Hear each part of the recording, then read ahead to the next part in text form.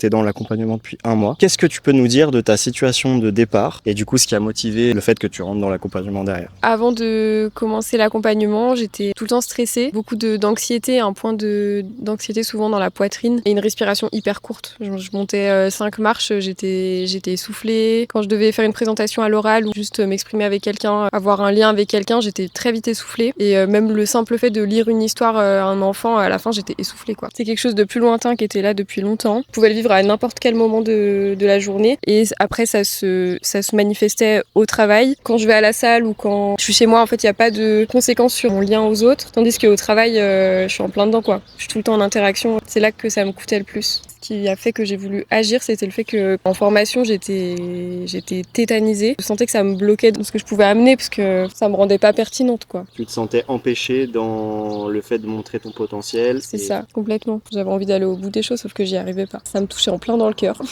en plein dans mon estime. Non, vraiment, si j'échouais sur une prise de parole ou quoi, je rentrais chez moi le soir, j'étais dépitée et je pouvais pleurer même. Puis je me sens nulle, enfin, c'était vraiment... Et que tu as eu des résultats assez rapides, pas que sur la mécanique, mais notamment. Quel est le moment où tu t'es dit, là, il y a eu un changement réel, ou les moments, s'il y en a eu plusieurs, tu t'es dit, ah ok, il se passe quelque chose? Franchement, moi, le moment... Enfin, ça va être hyper naïf. J'ai fait vraiment une pratique le premier jour et en fait, j'ai fait mon oral comme si j'avais 10 ans d'expérience dans les conférences ou enfin voilà, j'étais hyper à l'aise. Je me sens moins essoufflée quand je parle à des personnes dans ma vie pro et ça pour moi c'est déjà énorme. Quand j'arrive dans la situation, j'ai l'impression d'avoir les ressources pour mieux gérer mon souffle. Et du coup, je me laisse pas envahir et ça m'est déjà arrivé de devoir dire attendez, je suis essoufflée alors que j'ai dit qu'une seule phrase.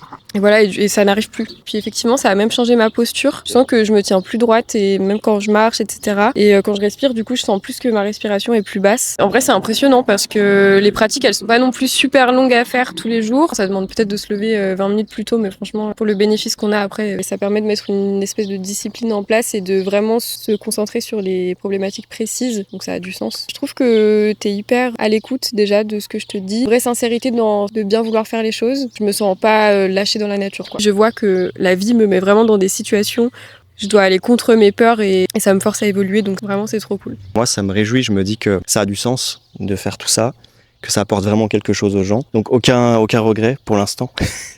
Aucun regret. Je te remercie. Merci à toi. À très vite. Ciao.